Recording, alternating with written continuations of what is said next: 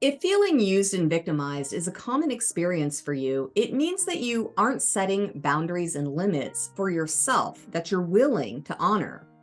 Perhaps you don't know how to honor your boundaries.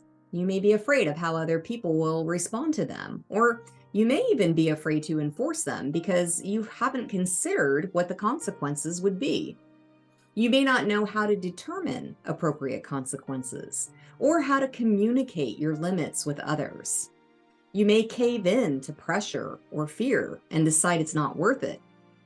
When this happens, we become victims of our own neglect and self abandonment. And that's the part of us that feels victimized.